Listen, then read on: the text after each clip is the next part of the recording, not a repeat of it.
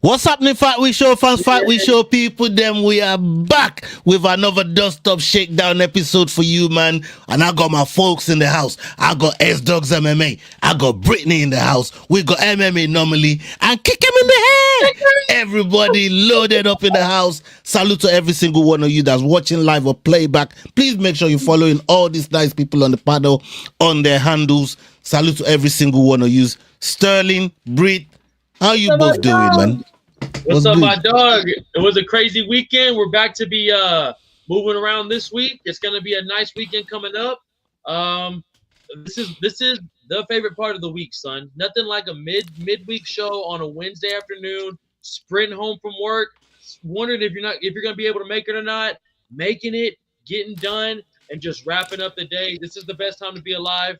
This is Brittany's second return. I was telling her these are my favorite shows. Out of everything we do, this and the watch-alongs, favorite shit to do, man. But yeah, man, I'm solid. I'll let Brittany answer how she's doing. I'm happy to be back. I think he's right. These are my new favorite shows. We're here. We're alive. We're breathing. We're good over here. We're good. Yeah, man. Big up to all of you down there. And the Boston Massive, man. You know what I mean? Big up to all of you over there, man. And my boy, MMA Normally. How you doing, my brother? Another beautiful day in paradise, my guy. Just like S-Dog said, these are the best times, man. We just get to come here, shoot the shit, just kind of hang out with our homies for a little bit, talk about a sport that we love. Can't beat it, bro. So no complaints here. It's been a busy week, but as I tell my significant other, busy does not mean bad, just means busy. So we keep it moving and we keep it grooving, brother. Happy to be here. Yeah, man. Whether you're busy doing something or busy doing nothing, you know what I mean? Just stay busy, man. You know what I mean? That's the way to go, brother. And talk about busy doing nothing and getting battered in the gym. My boy Kick Him in the Head. He's still basking in his glory. He's been on my fucking neck all fucking week, bro. You know what I mean? What are you saying? Yo, how you doing, bro? You feeling nice over there in South Africa? Look, as you can see, I'm nice and chilled, laid back for this show, just like my boy DDP was in that fight.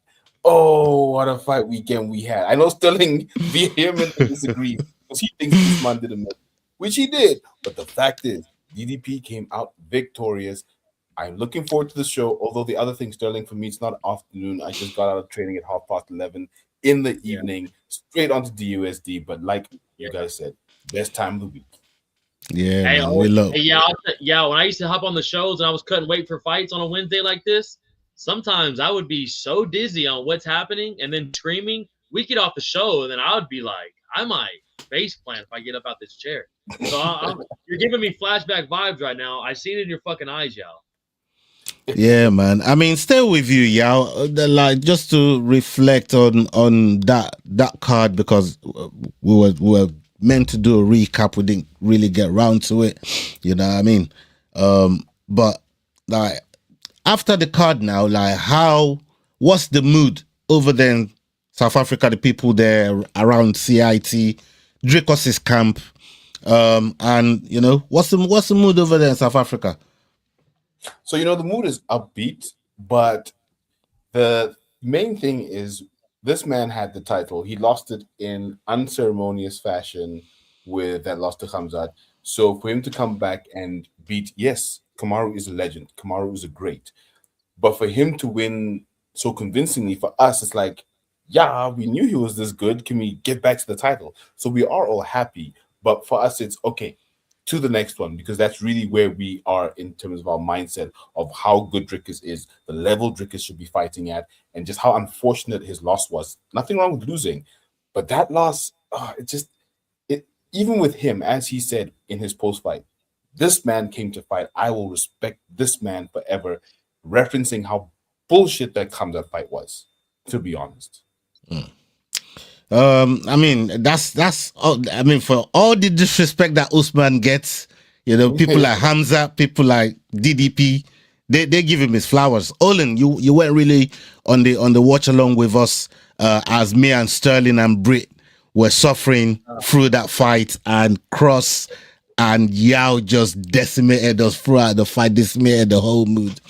You kind of, you've always been a big Dricus advocate in terms of your, how do I premise this? His puppy dog type energy, big puppy dog type energy, not even knowing how much power that he got. So I know you've always been a big DDP advocate, but in terms of like where Usman goes from now and what's on the horizon for DDP, because even he said title fight is not really a given if he doesn't finish this fight in a certain way, which obviously we got a dogfight, but was it a dogfight because it was kind of a little bit one-sided on the scorecard? But what's your overall take on the fight? Let the people know and where you see both of these guys pivoting to. Yeah, I mean, realistically, this fight did show us a lot. It showed us that Dricus can go 25 minutes without getting tired. It showed us that he has power, which we already knew. And it showed us that he can fight elite level grapplers even when they are attempting takedowns, right? Usman attempted, I believe, 7 takedowns in that fight. Wasn't able to really get him to the mat. I expected him to attempt more takedowns, if I'm being honest. I think that was a fallacy. That was a weak point in his game planning as far as Usman goes. But another thing that I think really stood out is the fact that Usman doesn't carry the same power at 185 that he did at 170. And realistically, if you look at the top 10, outside of Dricus, outside of Khamzat and the champion Sean, who does he beat at 185 currently in this state? I don't see a lot of paths to victory for him against a lot of the top 10 guys. But if you put him back down to 170, there's so many different guys that he can actually go out there and beat, right? If you put him against somebody like, I don't know, realistically, anybody inside of the top 10, he does a lot better against that 170-pound division, right? I could see him beating a Brendan All-In Allen. I could see him, this is middleweight. Let me go back to welterweight. I could see Usman fighting somebody like Jack Della Maddalena and winning that fight handily. We've seen Jack Della Maddalena get wrestle fucked and put on his back. I don't want to see it, but it can happen. Usman is strong enough and technically sound enough to make that happen. Again, I just don't want to see him fight at 185 again. If he does, I think it's going to be more of the same. As far as Dricus, like you said, Ola, he didn't do enough to get a title shot. He didn't finish him. It looked like he was going to a number of times. I was watching the watch along. I saw Yao losing his fucking mind every time a head kick landed, and there were a lot of them. That may have been the most kicks Dricus has ever thrown in a career fight, let alone head kicks. So, no, he doesn't get a title shot, but there's a number of names that I do think make sense. I'd like to see him fight Nasruddin Imavov. I think that fight makes a lot of sense, and it's kind of an undisputed number 1 contender fight. Britt, I'm going to come to you first before Sterling gets hold of this question right here. But with Usman now, and as Olin was just saying, right? Do you think he should go back down to 70 or just hang it up? Because the kind of grueling match that I had with DDP, those are the type of fights that leaves something on you. You don't just walk out of fights like that. And Usman's already old as time is getting on with him, and everybody tries to remind us. But was you also impressed with the way he performed in terms of how he applied himself, even though he didn't get most of what he set out to do, in your opinion? So me and Sterling did a recap on Monday. We kind of talked about it. I think everybody has to give Usman his flowers for that. Was it the greatest performance? No. But there were so many times that he could have been finished, and he went all 5 rounds. So could he stay at 185? Yeah.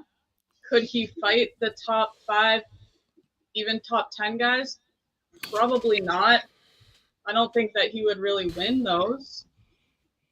Could he survive? Yeah. But what's the point of staying there if you're just going to lose everything? I don't think it's time for him to hang it up. I thought he still looked good enough to continue to fight, but I think 170 is definitely better for him. And I also agree that DDP's performance did not earn him a title shot at all. I don't think that was his best performance at all. I thought that he could definitely do way better. Not even like finishing him, but just in general. Like I've seen DDP look better. I agree with the Imavov fight because I don't want to see Hamza at DDP again. It just doesn't interest me at all. But I think Usman needs to go back down to 170, and I think he could win a couple more and then hang it up. Sterling, in terms of this fight, before we move on to into the video clips, DDP came into this fight wanting to vindicate and show everybody that he could wrestle. He's fixed the wrestling part of his game. Did you get that vindication in this fight? Did you see anything to show you that if he was to fight Hamza again, we wouldn't see the same thing that happened the last time? I think that motherfucker would look a lot better against Hamza at round 2. But here's the thing: Usman came to fight. Hamza literally came just to hold him down. So like that was his game plan. His game plans was just to get him down and keep him there. But we gotta give fucking respect to Usman, boys. He was trying to shoot fucking takedowns, but Dricus is big as fuck. Dricus is fucking huge. He could probably fight a light heavyweight. He was stuffing the fuck out of those takedowns. Let's be honest. Usman, I don't think he ever rocked Dricus. I don't know if it's because if his power didn't transfer, but it's like name 3 motherfuckers that have rocked Dricus. And Sean fought him fucking for 10 rounds, and I don't think Sean really rocked him. And you know how I fuck with Sean. So Izzy didn't really rock him. Bobby Knuckles didn't rock him. Hamzat just humped him. Like, not a lot of motherfuckers have done him bad. So, like, for Usman to go up there and make it go 5 rounds, and, like, I thought he won at least 1 round. And he kept DDP kind of on his toes. DDP wasn't comfortable in there, I don't think. I don't think this was the easy fight. I give him round 3. I give him round 3. Yeah, I give him round 3 as well. Usman, though, dog. If you talk about should he fight at 170 or 185, I think fuck 170. Fuck cutting that extra 15 pounds. You did what you did at 170. Like, you're considered, like, besides him and GSP, probably one of the GOATs at it. Stay at 185. Take some fun fights. Fight Bo Nickel. Fuck it. Fight Bo Nickel. Fucking fight Joe Piper. Fight Fluffy. I'd like to see him with Bobby Knuckles. I'd like to see him with Robert Whittaker. Well, Bobby Knuckles is at 205 now, and Bobby Knuckles. He's gone to a fight. He's looking a little tick. Looks like he's liking it too. Like he likes the lifestyle at 205. So I don't think he's coming back down. Usman will maybe get him back down there, but I don't know. I like Bobby doing his thing. I think Kamaru should look at Bobby and go, fuck it. I might have lost this fucking fight to the former champ, but I can still fight fucking 80% of these guys and probably fucking beat them. He probably won't be the champ again, which kind of sucks because he could have probably beat Sean Strickland. But yeah, bro, Usman's the fucking man. Dricus did his fucking thing, and they're both now in a very weird spot because Dricus kind of fucked himself beating Sean twice because nobody really wants to see that fight for the 3rd time. So I don't know, bro. Dricus is in a weird spot and Usman's in a weird spot. Also, to answer the question that you actually asked, because he didn't actually answer it. I forgot it. DDP showed nothing with his wrestling because every time Usman went to go shoot a takedown. I did answer it. I said I think he would do way better in Hamza than the second fight this time. Yeah, but nothing in that fight. How did anything in that fight prove that? What do you mean? Usman didn't take him down. Usman couldn't take him down one time. Hamza's a whole different cover now. But Hamzat has the strength that Usman lacks. Technique-wise, though, Usman has the technical skill level of Hamzat, in my opinion. Like a motherfucker. And Usman didn't take him down once. He's a D1 wrestler. Yeah, he didn't take him down literally one time. So I think... I don't know. It didn't prove anything for me. And you got to admit, the sprawls looked way better this time around from DDP, Britt. Like, the way in which he sprawled, like, he shot his feet back 6 fucking foot one time. Good, though. And look, I know what you're saying. Like Hamzat will keep coming, keep going for the takedown. Hey, Brie, remember you're talking to a big DDP advocate here. So when you're talking to Olin, don't get fooled. You know what I mean? Just remember, the real fight is he needs to go to heavyweight and fight Francis Ngannou. He needs to delete the 3 kings. You know what I mean? Hey, what you talking about? No such. The only way I'm going to say that DDP's wrestling got better is if he goes to the ground and wrestles. I have to Well, actually see it. Well, That's You would have to that's get the him reason there, why I though. asked the question. If I the feel like I have world-class to see grappler it. can't get him to the ground, then I feel like it needs to be tested. You know what I mean? Like, So give him Hamza again. everybody don't see him hey, wrestle. but Brie already said she got no interest in seeing the Hamza fight again. How are we supposed to know now, Brie? If you don't want to see it again, how do But we Hamza find out? puts asses in seats. He does. Yeah, Whether you love him or hate him, he puts asses in seats. He sells tickets. Hold on, Brie. If you don't want to see the Hamza fight again, how do we see that wrestling tested? I don't fucking know. A bit of a chicken or the egg situation there, Britt.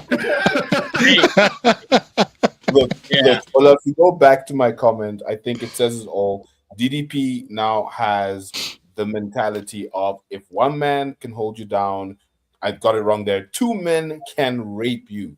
He has shout out said you are Justin Gaethje. not gonna hold me down. He is living the Justin Gaethje credo with how Shout he out. approached that Usman fight.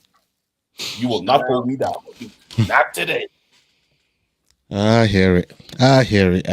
Okay, let's move on from this topic here and actually get into some of the clips that we've got here. Right. Let's start with this one. We come to Sterling and Britt first on this one, and we'll go around the table. Okay, let's get it. Charles Oliveira explains why he thinks Arman Tsarukyan could beat Ilia Topuria. Topuria versus Tsarukyan. I think Tsarukyan is quite capable of winning. I mean, you said that so incredibly confidently. I believe that if, for example, you trade punches standing with Topuria just like it happened during my own fight with him, he definitely has the power to knock you out cold. If you look closely at Tsarukyan's most recent fights, you will see that all he does is take his opponent down to the ground. He's a guy who constantly goes for takedowns, so I think he definitely won't want to trade punches, but will want to take it to the ground. If it goes to the ground, of course, it's a completely different game. By the way, you fought both of these fighters.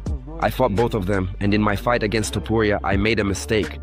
I wanted to trade punches, wanted to move, believed I could knock him out, believed my punch could land. If I had chosen a completely different strategy, the fight would have been different. That's why I'm saying this. Tsarukyan always fights like this in his recent bouts.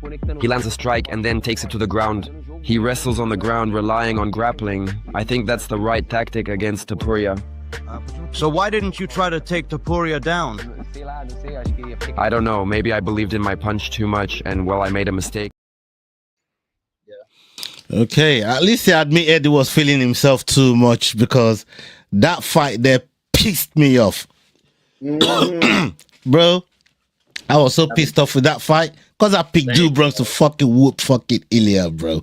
And the way that the way that fight panned out, that pissed me off. But coming to you, Sterling, I mean, do you think, from what Du Bronx is saying there, Arman, the only way to, because Justin has shown us that taking Ilia to the ground is not the only way to beat Ilia. You can whoop his ass standing up too. You know what I mean? But do you think, from what Du Bronx was saying there, the best way for Arman to go is definitely grappling the fuck out of Ilia to get a dub there? Bro, that's probably gonna be his only way to victory. I think Ilia fucks him up on the feet. I don't really like the Spanish fella, not because of anything personal, just because of what he's done to the guys on the way up, and then he got a hold of a fucking real American, and we put that little fucker in his place. But I do think he would sleep Arman, and as much as I don't like Ilia, I hate Arman even more. So I think that'd be his best way to get it done, to be honest with you. If he fights him like he fought Charles, I could see it going his way, but it'd have to be a very boring fight. Ilia's nasty as fuck on the ground too. And I think, and especially after getting broken like that and knowing that like he's not invincible anymore, I think he's gonna come back training like a motherfucker. I think I'd pick Ilia in that over Tsarukyan. Bray, let me ask you this: in terms of skill for skill, when you look at these two, we know what Ilia's striking skill is all about, and it can knock anybody out at any time. But we also know he's got a fantastic jiu-jitsu, a very, very good ground game. But Ilia got that grappling, that wrestling. which one do you favor to if they went back, ban for ban? Which one do you favor gets the better of especially how good they both are in their respective skills? I would go with Ilia in this because I think he's a better, well-rounded fighter. Mm-hmm. I think Tsarukyan would have a harder time taking him down than everybody thinks he does. I mean, there's definitely a chance that Arman gets him down and subs him and it's done, but I think we haven't seen enough of Ilia's ground game for people to see how good he is on the ground. And I think he would give Arman a bigger fight than people think that he would. That being said, Paddy still subs Ilia. Very true. very, very fucking true. Yeah, to be honest, at this point, Ilia's grappling is a myth. None of us have really seen it. We just hear that he came from a grappling background. I mean, I seen him sub Thug Nasty, bro, in a nasty way, dog. Like, he put Thug Nasty away so fast, like.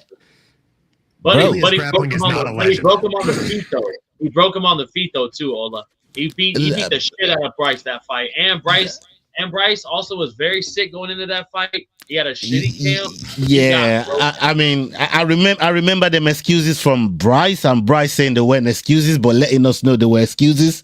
But I love Bryce. Don't fucking get this twisted in anywhere. I love Thug Nasty, man.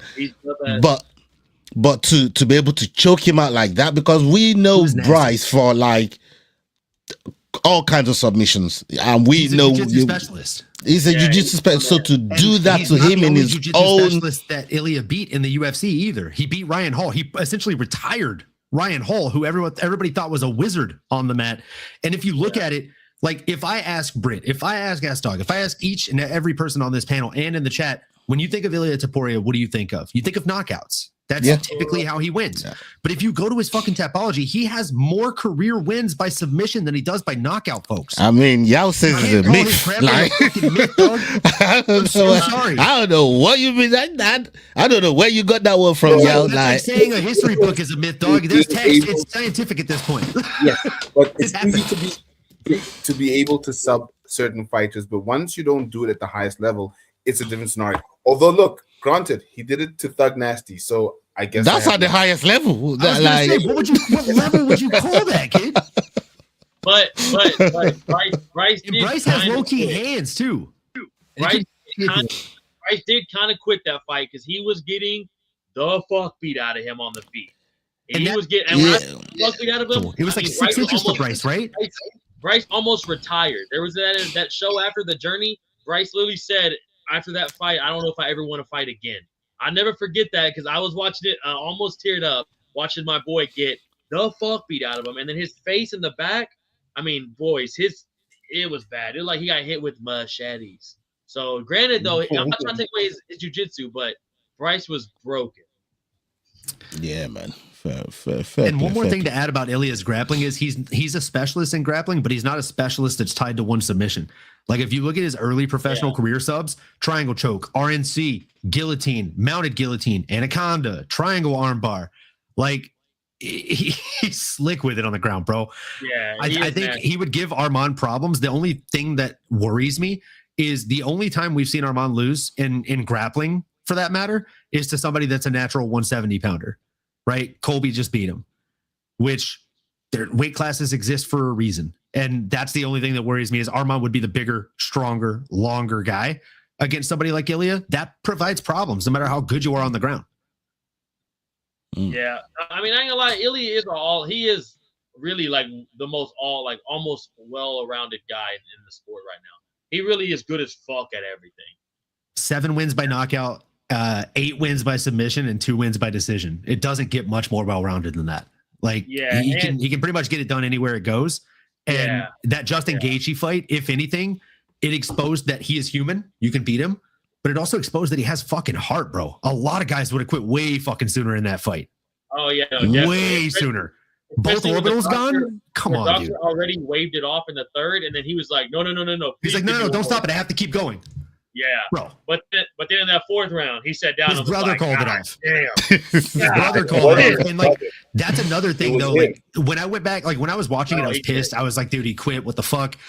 He And then I quit. thought about it, and I'm like, bro, like I have siblings. I don't care if my little sister becomes the most badass MMA star in the world. If she's walking into her corner like that, I'm gonna see the little kid. You know what I mean? And All that's what right. he sees. You know what? Hold on. Tough. You know what? Now that you mentioned it, let's. You know what? We got something right there for that one, and only we go stick with you right after this video on that segue right there. But I got something right here for you, Olin. Let's go. It looks like Paddy Pimblett did not actually buy Ilia Topuria's White House corner stool after all. The UFC recently held an auction for both Topuria and Gaethje's corner stools. If you missed it, yesterday Paddy posted a photo to his Instagram of him holding a UFC stool. In the caption he wrote collector's item. On the next slide it shows the stool sold for $13,700. A few hours later this woman came forward and called Paddy out for lying. I am Jessica. I am actually the one that purchased the Ilia red stool from Freedom 250. UFC Collectibles emailed that it's been shipped. I'm gonna go ahead and open that on the shop app. And this is the shop app. Okay, this is the shop app. You can see the shop app. I cannot forge this, AI this.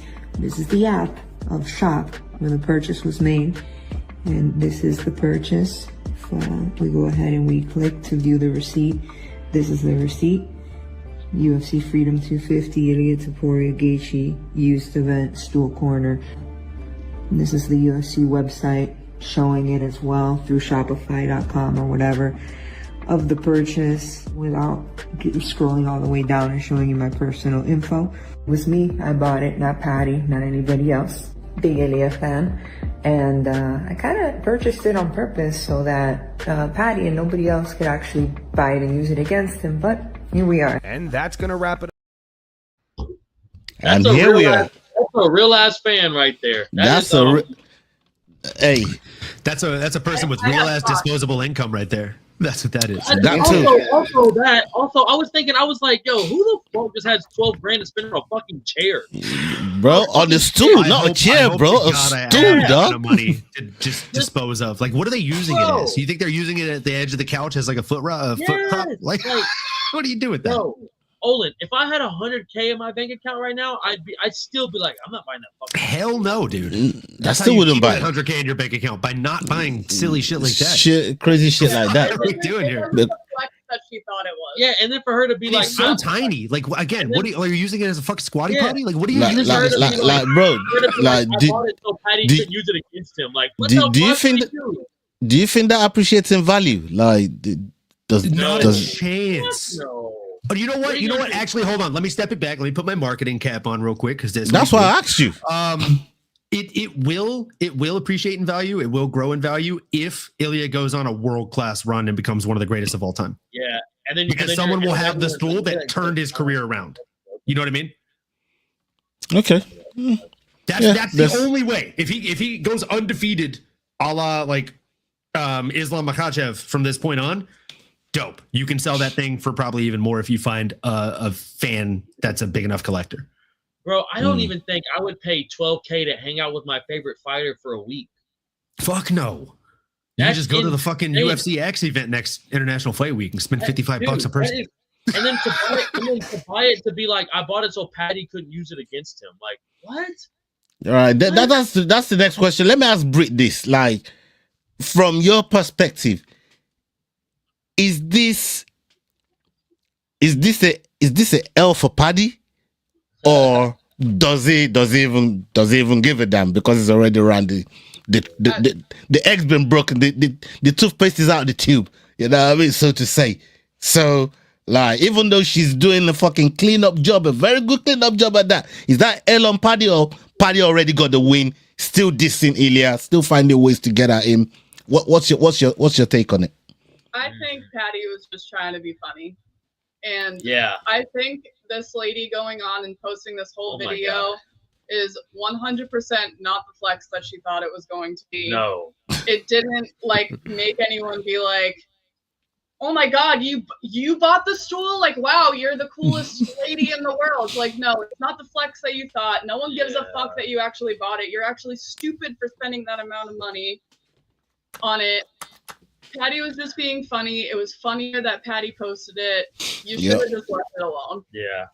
What did you get from that posting that video? Nothing. I was worried that you boys are gonna be like, "What a dub on her part." I was like, "Oh, maybe I'm crazy." No, that wasn't. I've been facetiously saying the stolen valor thing all week. Like it feels like stolen valor. I was about to comment on that. That was hilarious. I don't know. If I mean, yeah. What you saying? Kennedy out here.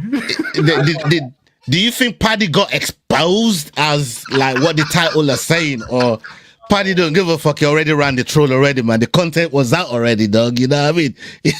4 hours later, that's when she clapped back. But the damage was already done. Cause initially when I saw it, I bought it straight away. Like I don't even care about you know when they always say, who gives a fuck about the truth when the lies more entertaining? That's what I think that was. Right? No one gives a damn about the truth if the lie is way more entertaining. In this case, the lie was so much entertaining. Hey, yo, like, you might not see it like that because you be defending some crazy motherfuckers. Let's hear you, yo. See if you're on the same page. You, Yao, bro. So I am on the same page. The lie was better than the truth. It doesn't really matter. Paddy got in a legendary Diddy level.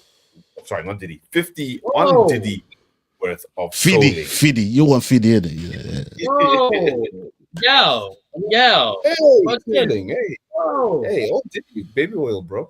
But I think it's pretty cool that Paddy did it.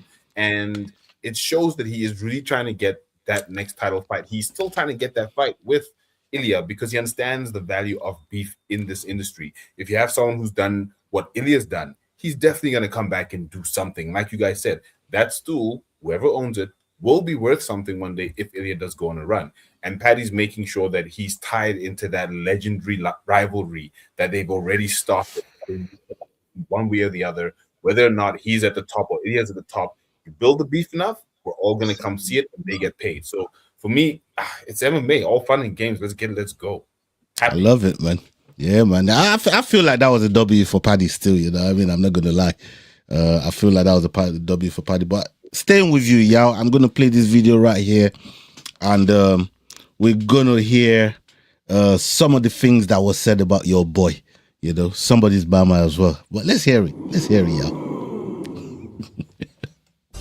Ian Gary is preparing to challenge Islam Makhachev for the welterweight title at UFC 330 next month. On the High Performance podcast, Ian revealed that when he was younger, his mother told him to not become the next Conor McGregor and to go to college. My mom was only doing what she believed to be correct as a mother.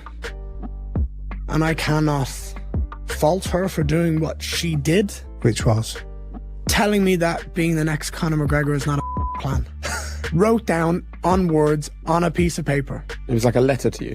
I wanted to follow. I was in college. I only went to college to please my mom. She said, Ian, please go to college. Like, your sister didn't go. I don't know if your brother's gonna go. I was the middle child. Can you please go? Because I want you to go to college. You need to get a degree to succeed in this world. You need to go to college, then get a good job, and it sets you up for the typical nonsense we hear about this world today. Right? It's complete, like, rubbish, in my opinion. It's bollocks. It really is.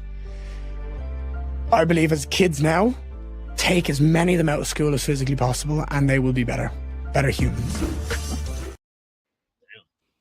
Hey, yo, and you got kids as well. They say his mom told him, don't be like Conor. We know how much you love Conor. Well, his mama told him, do not be like Conor. And I think he's followed her instructions to a T. The way he's, navigated his career. But what say you in terms of the clip that you heard there and him saying, take them kids out of school. Don't give them no education. Look, I'm a big Ian Gary fan. Yeah, we know this. Two things on what he just said. If we look at the proof of the pudding, if it's in the tasting, then we've tasted Conor McGregor success. Oh. We're tasting Ian Gary. Pause. You may have tasted Connor. No, we have not done that. We have not done that. Speak for yourself. Speak for yourself, man. You know what I mean? A whole lot. Yeah, no, Hey, you know what I'm saying? He's like, we have tasted. They said speak for yourself, yo. As Dustin Poirier said on the Helwani show, who the fuck is we? You know what I mean? They ain't no we around here, but I told Cross same thing the other day. That ain't gonna be no we. You know what I mean? Yeah, man, speak for yourself. Yeah, please continue. Yeah, So- I guess continue. I think this is the success that Connor's had. Connor also sort of basically dropped out and went his way. Ian Gary's had that as well. Technically, you could say she's wrong. She was wrong, and he was right. Here you go. If you're determined, whatever you want is going to happen, and you'll get it because look at him now. But let's just say all people are different. What I would take from that as a parent is leverage off the strengths of your children, whatever it is that they're strong at, leverage it and move in that direction. His mom didn't want to leverage his strengths. He leveraged it himself. So maybe he would have gotten there quicker if she had. So I wouldn't say take them out. I'll definitely say leverage it. If they're smart, leverage it. Put them in the Olympiad. Put them in all those programs that'll get them to that academic level, sure. But if they have interest in doing things like sports, fighting, going out there and getting their fingers smashed like Olin, great. Why not? Let's get I heard the same story from Peace, excommunicado. Like he had the same story. All his parents wanted him to be a doctor and a lawyer and all this other shit, and he just wanted to whoop people's ass. Like it's like I tried it, but ironic, though, like him trying to do his best Conor McGregor impression throughout every presser, like to the point of stealing his quotes word for word. I was thinking that same Like shit. I'm just gonna pull up the comment I already posted. Like the whole Conor McGregor act is basically just a thing to disobey his mom. But I mean, what the cuck are we doing here, brother? It's I saw what you did there. about Ian Gary trying to be like Connor. You have all these fucking keyboard warriors that are like, he's not acting like Connor. That's just how they are in Ireland. And I'm like, dude, he's literally trying to be Conor McGregor. Yeah, He's literally That's just how they are in Ireland, bro. Pubs were posting things saying, "Max Holloway, you're our only hope. Knock him out." In Ireland, they don't even like Conor there. He literally is trying to be Connor. The fact that his mom had to say, "Don't be Conor McGregor," proves that he's trying to be like Conor McGregor. Hey. Rumor has it when his mom told him, "Son, do not be like Conor McGregor. You can't do that. You need to be a doctor, son." Rumor has it he looked her dead in the eye and said, "You'll do fucking nothing if I end up like Conor. You'll do fucking nothing. I can make you rich." And with this break, I think we got pattern. His mom wanted him to go fucking school. He ain't go school. She said, "Don't be like Conor." He trying to be like Conor. We got pattern. And you know where there's pattern, there's a little something there. Brittany, Yeah, just you were called saying, me yeah? Warrior because I am one of those people who sit there and say that's how they are in Ireland. I am one of those people. Goddamn you, Yao. Oh shit! Yeah, you know what I mean. This is Yao for you, man. This is Yao for you. All right, I got one right here for you, Olin. And then we'll go come to Brittany and Sterling on this one. Right, let's go. Following his loss to Bilal Muhammad at RAF 11 over the weekend, Ben Askren appeared on the Ariel Helwani show and explained why he's still not the biggest fan of Colby Covington. Colby also competed at RAF 11, defeating Arman Tsarukyan. According to Askren, he didn't like the comments Colby made about Bilal Muhammad's wife leading up to the event. I want to address someone in the room. They were saying a lot of mean things about me. Colby Covington. You know, I'm going to take the high road, Bilal, and I'm going to congratulate you. I heard you just became a father, so, you know, congratulations. Can we give a round of applause for Bilal? He just became a father. So amazing. What a great step to go on the journey. But I just got one question to ask you, Bilal. Who the let you hit? Bro, you're one of the ugliest I've seen in my life. That girl must look like a gargoyle. All right, guys, let's get the questions started. All right, go ahead, Shane. Kick us off. What do you think of Colby Bilal? That's interesting. You know, Bilal doesn't have a huge wrestling background. He's very strong and good hips, and I'd like to coach him up a little bit. I'd like to help him. You know, we trained together at Rufus for a little bit, but that was kind of like when I was a little bit like, I had a family and I would just go home and hang out with my kids versus, you know, go coach at fights and stuff like that. So we never got super close. We have a bunch of mutual friends, but yeah, I would absolutely help him out on that one. Colby said right before you came on that he feels like there's still friction between you guys. Is that accurate? You know, I try not to hold grudges. I've never sat down, had a one-on-one, face-to-face. Colby just rubs me the wrong way because he just doesn't say good things about people. If you watch what he said at the press conference on Friday about Bilal, and then specifically Bilal's wife, it was gross. It was just terrible human being stuff. And it's like, yes, we're in show business, and I get the trash talker thing, but pick on Bilal then. Don't bring his wife into it. His wife, it's not like his wife was yelling and asking to be brought into it. She certainly wasn't.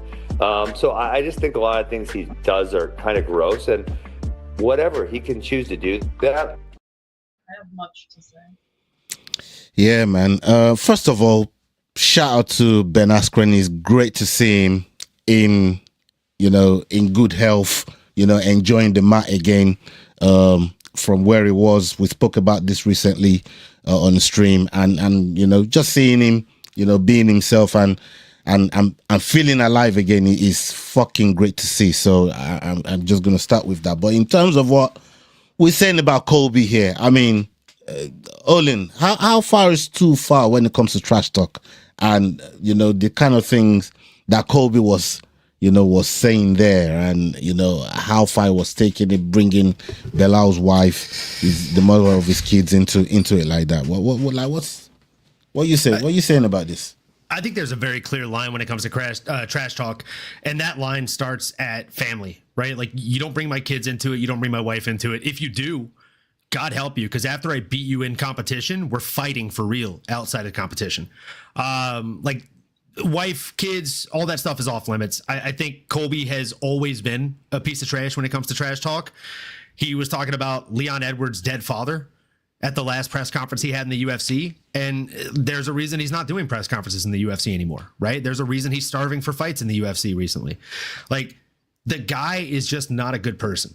And like you said at the beginning, I think the focal point should be Ben Askren. The guy went out there after getting a lung transplant, and at the halfway mark of the fight, I believe, somebody keep me honest here if I'm wrong here, I think he was up 6-0 going into the halfway mark of that fight. So great on Ben. I'd love to see him train up Bilal. I'm actually a Bilal fan to an extent. Like, I think he's not the funnest, most entertaining fighter in the world, but he's very skilled and he's got a good heart. He's a good guy. He's effective. He's effective as well. Yeah, like, it's mixed martial arts. It's not called mixed Muay Thai, right? There are grappling exchanges. There are clinch work. There is grappling. So everything he does is what we call mixing the martial arts. If you don't like it, I'm sorry to tell you, there's one championship. They do great Muay Thai fights. Would highly recommend watching those if you just want to see striking exchanges. But yeah, I would love to see that fight. I think that'd be a really fun one. And size-wise, I think they match up a lot fucking better than Arman and Colby did. Arman, like I said, their weight classes for a reason. He's a natural 155er. Yeah, man. Britt, do you think, do you agree with Olin or, disagree? Do you think there is room in the sport for this kind of trash talk? And trash talk shouldn't really have a line. You say some shit, your mouth should be able to catch that check when when you get locked in with whoever it is that you having that trash talk with. Or I am so glad that this was brought up today, because I am about to go on a full S Dogs rant right now. Okay, let me see if I can get you on full screen.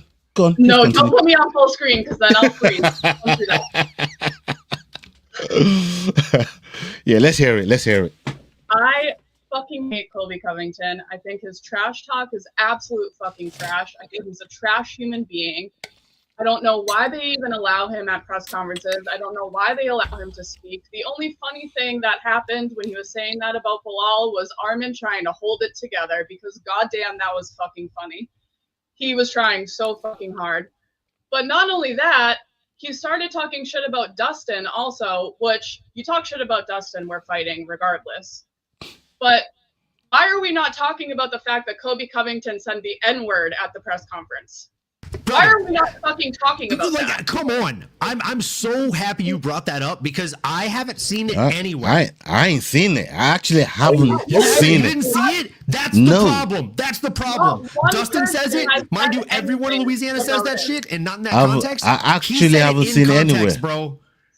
So he oh shit! What? Dude, he used Dustin and repeating Dustin as a scapegoat to say it in context. Yeah. I'll send you the clip, bro. It was dirty. What Dustin said. Dustin got the pass. Dustin has had the pass. He has it. I don't give a fuck. Colby Covington does not have that fucking pass. And I don't care if you're just saying what Dustin said. You can't fucking say that. And the fact that no one said anything about it is fucking crazy to me. That's mad. Then he goes on to say that Dustin got handed everything to him by his dad. Sir, have you not seen anything about Dustin's dad and about how he is a raging fucking alcoholic, has not been there for Dustin at all? Dustin's trying to help him get off the street, offered to buy him a fucking house, but you're still talking shit. You have not, you can't even back your shit up that you say.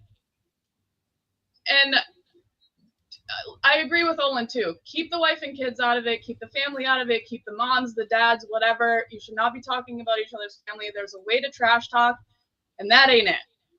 But shout out to Ben Askren. I was very happy for him. I got like not teary-eyed, but like it made me like really happy just to see him out there again. That was really cool. I'm glad he got to do that at least one more time. But fuck Colby Covington. I fucking hate him, and somebody needs to punch him in the mouth. Sterling. That was my S-Dogs rant. Remember when Usman broke his fucking jaw? Crowd fucking crazy was that, bro. Usman remember when Usman shattered his shit?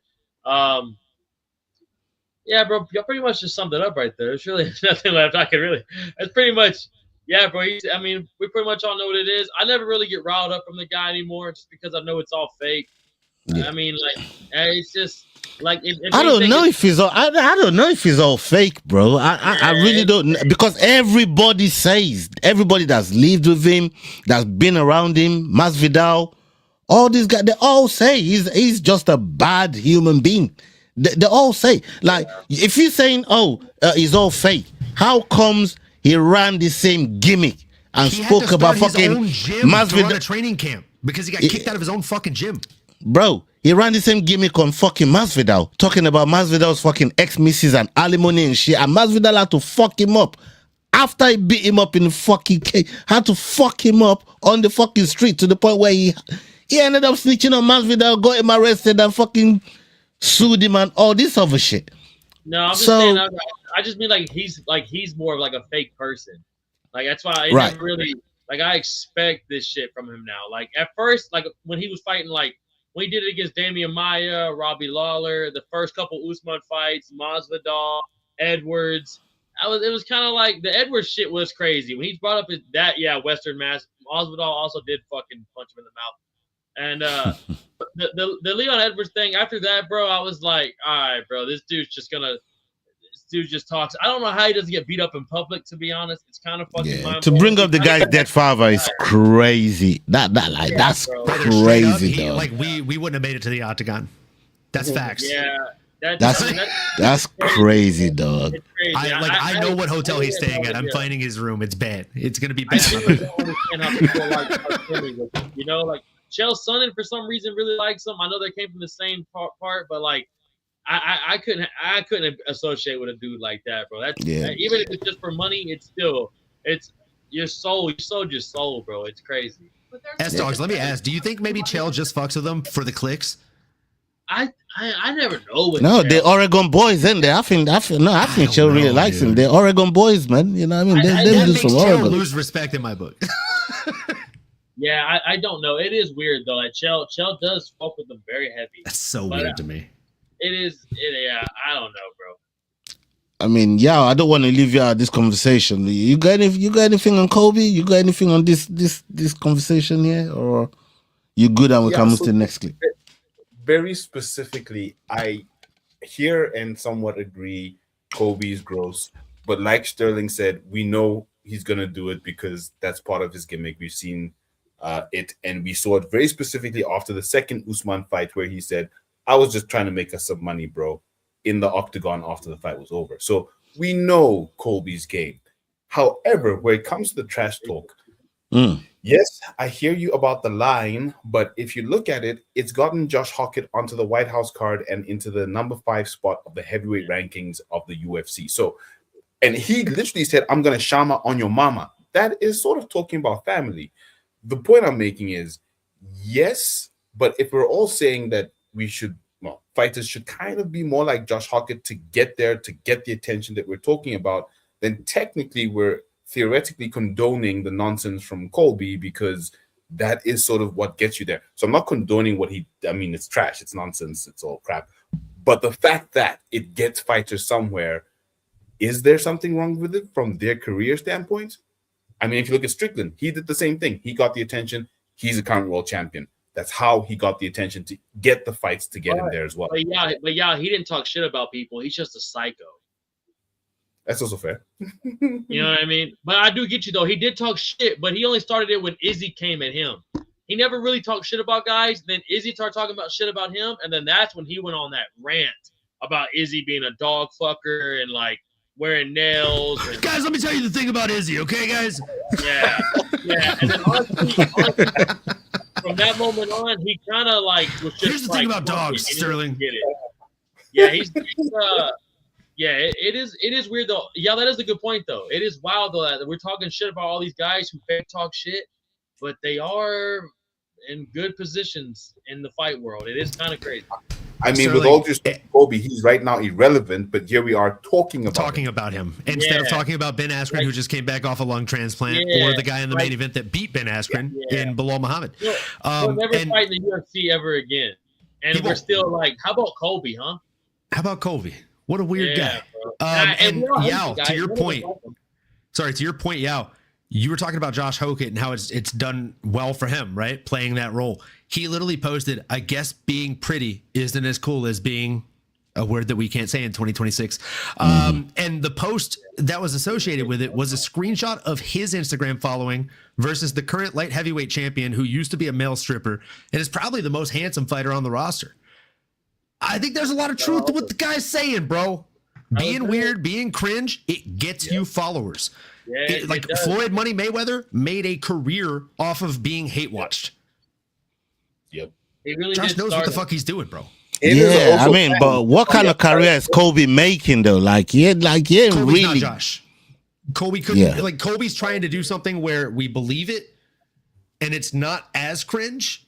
But because he's so bad at the delivery, it's somehow more cringe than what Josh Hockett does, even though we know Josh is doing a bit. And Colby fights fucking.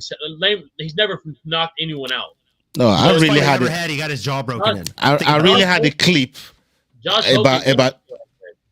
Yeah, sorry. I really had a clip about Dana fucking going off on Hockett about what he said about fucking. Michelle Obama? About Michelle Obama. Yeah, he was going mad. He was going mad. And this is the same Dana that says we don't fucking muzzle anybody in the UFC. You can say what the fuck you want. And then, I don't know where Dana stands on that one no more. But hold on. I have 3 people I know that don't watch UFC hit me up when he said that during the White House card and say, "Do you fuck with this guy? Like, do you like this guy, Josh Hockett?" And I instantly I responded the same thing to all 3 folks. I was like, "Do I like him? No. Will I tune in every time he fights? Fuck yeah. Yeah. He's exciting. He's lightning in a bottle, bro." I'm still watching this next fight. No, his delivery is fucking crazy though. I gotta give him that, man. You know what I mean? His delivery is fucking off the chain. Yeah, I got a video here for you, man. This one is about your boy DDP, and let's see if you're happy about some of the proposition that was going on here before we get to the next video. Let's hear it. Nasruddin Imavov reveals that he wanted to fight Dricus Du Plessis, but the UFC told him his next fight will be for the title. I'm guessing you're preparing for something. Is it the belt? Is it Sean Strickland that you're preparing for? Of course. Yeah. Of course, next fight is a belt. Before the fight, Strickland vs Khamzat, I wanted to fight Dricus. Yeah. To stay to stay, comment dire, d'être patient, pour rester actif, to stay active, to stay active. And UFC told me I could fight only belt. Really? That's what they said. They said you can't. Belt. They said no DDP. After this fight, Khamzat versus Strickland. Yeah. 100%. I fight for the belt. So you're going for the belt next. Exactly. Let's go. Let's go. Yeah. But now I stay. I'm passion guy. Passion is key. Exactly. You don't like Sean Strickland? You don't like him? No, I do not like him.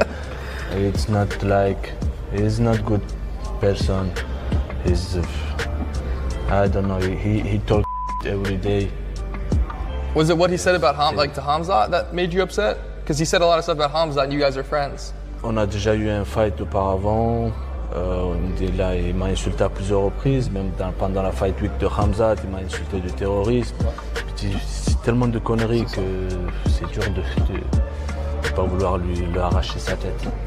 Is this fight personal between you and Sean Strickland? It's very personal. Very personal? Ça c'est l'un des, je crois que c'est le seul combattant qui c'est vraiment personnel. Okay, we're going to come to you as well, Sterling, because this involves your boy, right? Yeah. But yeah, we're just talking about Kobe, and you just heard him over there talking about how Sean Strickland talks so much shit about everybody. And Strickland's been kind of on that kind of, taking trash talk to a little bit too far as well. You know what I mean? He'd be stepping on the line, maybe even crossing the line sometimes. But in terms of this fight, and this guy wanted to fight DDP, number one, how do you feel that fight would have gone? And do you think DDP got the styles to the style to match what Imavov will be bringing to the table? Let me start with the trash talk, because we just talked about the trash talk from Kobe and Hockett. Strickland, I started off, I wouldn't call myself a hater, but I'm sure you remember me consistently saying, let's come and we can spar. Mm-hmm. But recently, I do remember that shit. Yeah, but now I'll still spar with him instead. Fuck me up, but I'm a fan. I've become a fan slowly but surely, especially when he crashed the White House card. Because how can you dare tell me that you're not going to invite your only U.S. champion to the White House card? Like all these small little things. He talks a lot of trash, but similar to Colby, he's not as cringe as Colby, but we know his is also a little bit of an act. He is a psychopath, but some of the trash talk is just an act. Now, just very quickly going back before I answer who would win that fight, going back to the Dustin Poirier. I'm not sure if you guys saw, but Sean Strickland had his own little bit in there. He went and wore a shirt. He went to the gym with a shirt that said, "It's gonna be bad, my nigga." And I was like, "Oh, fucking Sean Strickland!" And then anyway, the point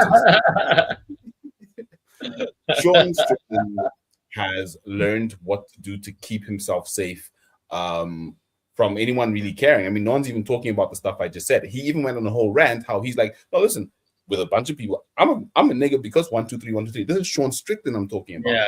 Yeah. But we're not talking about that. So I like how he's sort of owned who he is without being too offensive, and he's just sort of making his own individual points as a psychopath, as Sterling said. Now, to the second question, who would win the fight between Imavov and DDP? DDP, bro, easy. Why? Same thing that DDP did against Usman would happen with Imavov, right? But the difference is, I think DDP's striking would just have a little bit more crispness to it. And Imavov would think that the takedowns and the grappling would be what would win it. But then every time they'd get up, DDP would catch him. And unlike with the stoppage, there wasn't a stoppage with Usman, DDP would knock him out. So I see. Oh, you still salty about that shit? Like, come, bro. Come on. He didn't perform. Ricky can say that was not a performance when the title. You do know. Hold on, y'all. Take a breath. You do know that Usman did admit in his, because we didn't listen to it live. I had it on mute and eventually went back and listened to it. He did admit to it that he felt it was a finger, but it was one of them knuckles that feels like a finger went into your eye. So he did admit he wasn't trying to cheat. It's just what it felt like in the moment, right? And for you to say how you said in the chat that my man was trying to cheat, he's fucking crazy, dog. It's You know not that what he I was mean? trying to cheat, but he was complaining and crying foul every time he got rocked. He did it 6 times that I counted when I rewatched the fight. I think Dricus is a dirty fighter. 3 eyes. Yeah, he was giving Cyril Gun fucking vibes. Sterling, I know you're a Muay Thai guy too, right? Like, have you ever sparred with somebody who doesn't turn their hooks over like this and they actually come at you this way, just wings hooks in sideways? I tell you what, I have gotten poked in the eye in sparring, and it is one of the worst pains of all time. No, but I'm not saying getting poked in the eye. I'm saying getting knuckled. Like, because I've sparred with guys who throw wild hooks like that, and that's how Dricus throws. Bro, knuckle in the eyeball is fuckeries, bro. Like, there are some people that throw like that on purpose, bro. Like, I don't know if you want some homework, and Sterling, you don't have to go back and rewatch these. I know you're gonna know exactly what I'm talking about. Nick Diaz, back in the day, like even pre-UFC, he'd always come in and he'd throw straight whenever he's coming to the head. He would turn his hooks in whenever he's coming to the head. But once he'd get someone backed up against the cage, he would open his hands up and paw at you a little bit when he's going to the body. He would do that on purpose because now he's hitting you with 4 spiky little knuckles and your low ribs that are already easy to fucking break. That's why he'd make people quit. Like, it's a technique. You know, that's Nicholas. When Nicholas would put you up against that cage, he would hold your hands up against your head and then fucking unload. Ribs. Boom. But yeah, he would hit motherfuckers with that shit. Yeah, that's fucked up, man. He pieced with the knuckles on purpose. That shit hurts just talking about it, bro. You know what I mean? It's the fucking worst, bro. It's like finding a workaround. Like, oh, this part of my hand has no padding. Guess who's eating fucking bone to bone?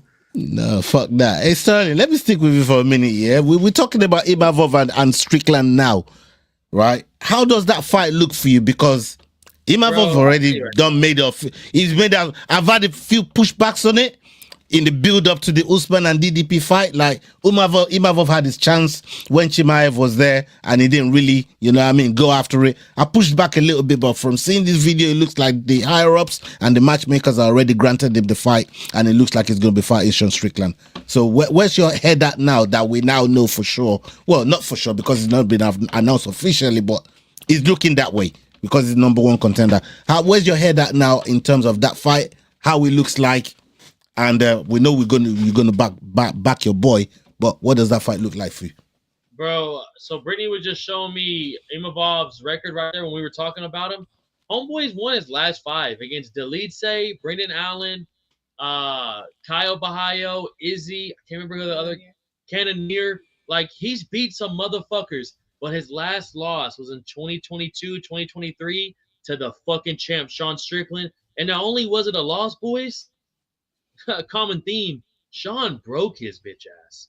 I mean, Sean folded that motherfucker. I'll never forget, at the Apex, first card of the year of 2022, 2023, Sean broke his bitch ass. And I remember this because a little Scottish fuck named Mick Dane was telling me Imavov was about to slime my boy out. And I was like, you're fucking crazy. And at the face-offs, Imavov told Strickland, you look terrified. Terrified of what, Bubba? You look terrified in that second round when you were gasping for air, getting pieced up by jabs, Bubba. And everyone talks about Strickland's teeps and jabs.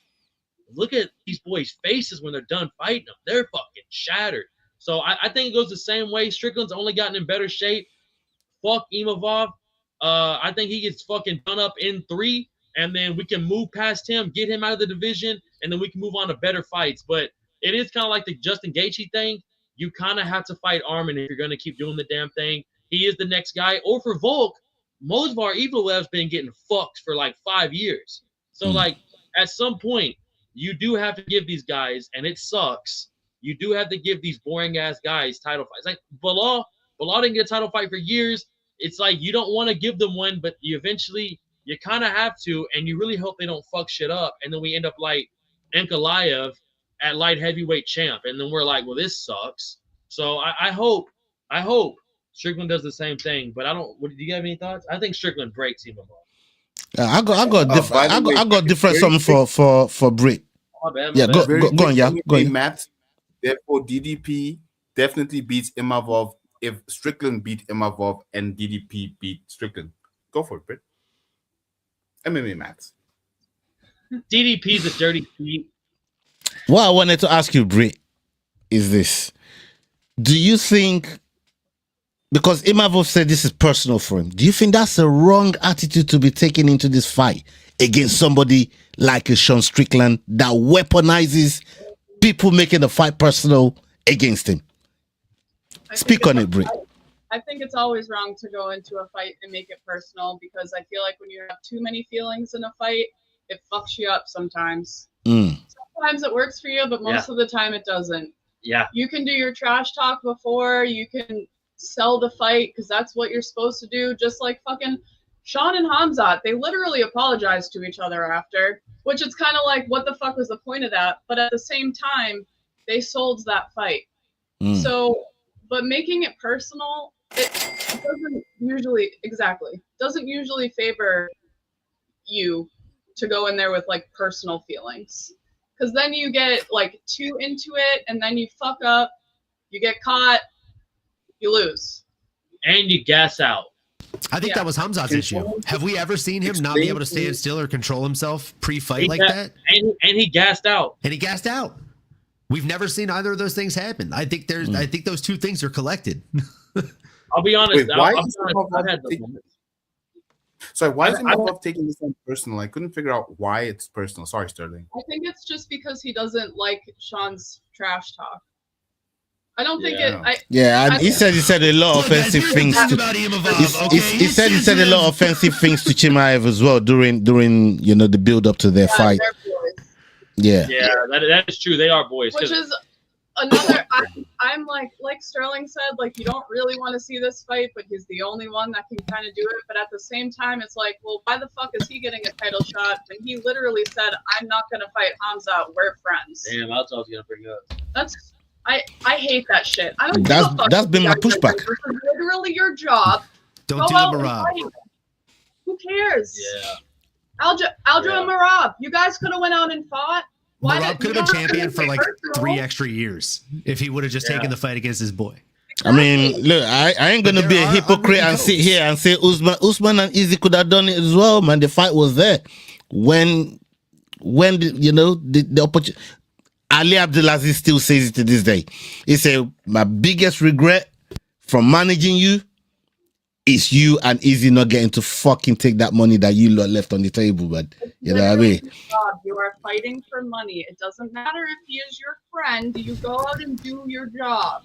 You don't want to fight your friends? Don't compete in the same weight classes as your friends. Gilbert Burns, Vicente Luque, you know. I was gonna say Usman. I was gonna say Gilbert Burns and Usman. Yeah, they were best friends. They trained together for like 7 years. Bro, they were best friends. And then Gilbert told Usman, "I'm sorry, I'm taking the fight." And Usman was like, "You'd be crazy not to." You'd be crazy not to. No hard feelings. No hard feelings. And then Usman broke him. Dude, if Tommy McMillan and Sean O'Malley were in the same fucking weight class, you don't think in a year, 2 years, when Tommy works his way up, that he'd fight his friend? Fuck yeah, he would. Thomas Pinot said he'd never fight Delija. Fuck Delija. Real quick. Brother, I mean, he'd kill Delija, but yeah, that's weird. What do y'all think about O'Malley Bautista? They kind of got the same thing going on too, where they're boys, and Tim Welch even said, we'd fight Mario, and then Mario said, I don't think I'd fight Sean. So they're kind of like... Bautista said recently that he wouldn't want to fight him, but he would sign the paper. Yeah, Bautista's down. O'Malley said he doesn't want to fight him at all. O'Malley was like... See, like, that's weak to me, bro. It's weak. You know what that screams? You know what that screams, Sterling? If one side is saying yes, the other side saying no, what happens in the gym, big dog? You know he's good as fuck. What happens in the gym, brother? And Mario's not scared of you. Mario Spartan, like all these other guys. That means I'm ragdolling you, big dog. Yeah, that's crazy. That's crazy.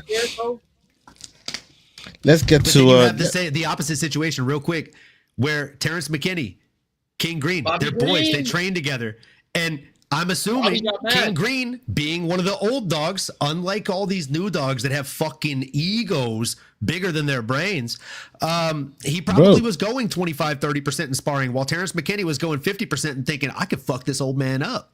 Yeah. I mean, look, and then he's like, old man can still dance, brother. Bro, MVP didn't want to fight Sam Patterson for the same reason. Like, you know what I mean? he didn't want to fight Sam Patterson. That fight was boring as hell. And he said, "Hey, listen, this is why I didn't want to fight this guy. You know, he knows my moves. I know all his moves. They nullified each other out. Yeah, that fight made zero fucking sense. Yeah, it's crazy. It's crazy. It's crazy. And they did it. And they did it for probably $50K. You telling me a belt, bro? Yeah, man. That's wild. I got one last video here, and this one here. Yeah, this one here is very inclusive, and hopefully we hear different names through this one. But I'm gonna get everybody's takes on this one, man. Let's hear this video right here. Charles Oliveira says he'd choose Islam Makhachev, Dustin Poirier, and Ilia Topuria to have by his side in a street fight. To be perfectly honest with you, at first I wouldn't call anyone at all, because that is simply the sort of person I tend to be. That's just how I am. If someone tries to provoke me into a fight, I usually just don't go for it. Is this a game? Is she famous already? And all the fighters are asked, here are 3 fighters, specifically UFC. This is an interesting question because I wonder who Charles will take with him. Islam Makhachev, who? Islam Makhachev. The fighters are Islam Makhachev, Dustin Poirier, and also Ilia Topuria. Ilia Topuria? Yeah. Every time we see each other, they treat me very well. These are 3 guys whom I respect a lot as fighters. And not just for what they do in the cage, but also for who they are outside of it. And who is the best among these 3? Out of these 3, Islam Makhachev. Islam Makhachev? Yeah. We're gonna go around the table. I'll go last. So Sterling, then Britt. Let's hear the 3 all-time fighters, past or present, that you will take with you by your side in a street fight. All right, I got 3. Let's go. I'm going, and they're in their prime. You can join in chat. Join in chat. And they're in their prime, right? These aren't like now. Past or present. Past or present. You can combine them. Okay, I'm going Chuck Liddell, Mirko Krokop, Francis Ngannou. Woo! Okay, I like that. I got the head of an anti-terrorist agency right behind me, and his head kick will kill you. I got Ngannou. He's built like a house. He hits like a fucking train. And then I got the Iceman. You're looking at him and you're knowing off rip. You hope he doesn't fuck you up. So I'm chilling. What you saying, Britt? What you got, Britt? All right, if we're talking a street fight, I'm gonna go with the guys that have actually been in street fights. I'm gonna go Dustin Poirier. That's a good one. Bobby Green and Jorge Masvidal. Damn, that's good. Yeah, but that's cold. That one is that's a good cold. one. I like that one. That's real cold. Hey, what you say, Olin? What you got? I'm gonna follow Britt's lead on this one. I'm taking people that I think could actually fight in the street and not just stick to what you can do professionally in the cage. Wait, hang on, real quick. Are y'all trying to say Chuck Liddell's not a fucking street fighter? I mean, Chuck Liddell's a good one. He knocked out 8 Navy SEALs at a bar one time. He did. Are we fucking trying to act like Chuck Liddell's not a fucking? No one, Sterling. It's okay, but no one's shitting on your picks, bro. No. Fuck Ngannou and Krokop. I was heard about Chuck Liddell. I was like, are they shitting on Liddell right now? No. Okay. No. We've heard the stories at the bars and all the other ones that they animated on that UFC show. All right, go ahead. You said DP. So Dustin Poirier is A1. Like he's the guy. You know he's been battle tested, and he'll get down and gritty with it. Islam Makhachev, because he's nasty as fuck, and genuinely, if a fight goes to the ground, that's the guy that I want on my side. Fucking God help me. And then last but certainly not least, probably the biggest prize pick, if I could say so. I'm not even a fan of this guy. Everybody on this panel right now knows I hate this dude when it comes to outside of fighting. Johnny Bones Jones, the most malicious man to ever compete in mixed martial arts. Inside the cage, he finds ways to cheat. He's poking you in the eye. He's I hate the fact that I've gone last now. Out of your socket. Brother, he'd fucking murder someone in a street fight. If the cameras aren't on, I don't want to know what he's going to do to my enemies. Yeah, that's also a fair point right there, too. Hey, yo. No body cam Jones? That's a bad man. Hey, we thought what Izzy did to Paulo Costa was bad. Imagine. Brother. Hey, yo, what you saying, dog? What you saying, yo? What you saying? Who you got? Look, my list isn't too far. Well, actually, it's pretty far. But I will start with where it normally ended. Johnny Bones Jones, #1, light heavyweight GOAT, undefeated. Man is badass. We saw him fighting DC at a press conference. We saw him banging his head into the cop car. Hey, who? Rain. Okay, so my second one was Kimbo Slice. Thank you for that, Rain. You nailed it. Really? Slice. If you're talking about street fight, they call him Kimbo Slice for a reason. Right. Yeah, you're right. Yeah, when you talk about street fight, yep. #1, Fedor Emelianenko. Fedor in a street fight, I just don't see how it doesn't. This man wasn't even fighting in a cage. He was fighting in cages, in rings, in all kinds. Fedor, #1 pick for my fighter if it's a street fight. Yeah, man. Boy, you love threw me in a quandrum, man. You know what I mean? But I have to go first with Francis Ngannou. Francis Ngannou, for the reasons that some of you guys have put together. Francis Ngannou is my #1 there. My #2, I gotta go with Nick Diaz. I got him right here. Like this brother, he's just all about it. He's like, he will choke you and drop your face in the fucking concrete, bro. I go about his day, smoke the next joint and go about his day. You know what I mean? Fuck these pussies up and then we'll go home and smoke a fucking Nate's just about that action, right? And the third one, you got. I can't leave Khabib out of this, bro. Prime Khabib, dog. Yeah. Yo, like I've heard Khabib tell motherfuckers like Tony Ferguson and all these other guys, you guys ain't no street fighters. You guys ain't no gangsters. You guys ain't street fight before. I've heard him say this thing to these guys. You know what I mean? Like Khabib is about the action as well, and he demands respect on the street. You know, when you walk with somebody that got that aura, you know what I mean? Like Khabib's presence, he demands respect on the streets, man. Like if you end up in a street fight, Nick Diaz, Khabib, Francis Ngannou, fuck yeah, you know what I mean? Those are my soldiers right there, man. Honorably mentioned, Michael Perry.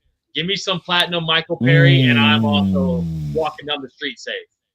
Give me Michael Perry with some shots too. Michael Perry after a couple shots. Oh, I'm feeling very good. You got honorable mention as well, Olin. You got one. You got one, Brit. A quick one. Oh man, I'll let Brit go first. I think my honorable mention would be Nate. But Nate, different. Not anyone that ever said. Kevin Holland. Yeah, Kevin Holland. You know what? That's not a bad one, man. That's not a bad one. I was about damn it, dude. Asshole. How many honorary mentions do you want, Sterling? How many do you want? Like, leave some on the board for Olin, man. Go on, Olin. What an ass! I was seriously going to say one of these. I was in my brain. I was thinking the scariest guy. I was like, not think of Vanderlei Silva. I'm so sorry. All right. Just for sheer scary factor, I don't know that he's been in street fights, but I know if I was about to fight someone and this motherfucker walked up behind them, I'd be like, "Sir, I apologize for whatever I said to offend you. I'm gonna buy you a drink and leave the bar now." I'm gonna say Anthony Rumble Johnson. That was a big, scary motherfucker. Yeah, I got honorable mention, but let me hear y'all's real quick. I got honorable mention as well, but what you got, y'all? I don't really have an honorable mention, to be honest with you. All right, okay, I will move past you. But it has to be Mike Perry, like Sterling said, because you gotta have platinum Mike there to get dirty, there to not care, there to throw punches, no hands. Yeah, bare knuckle.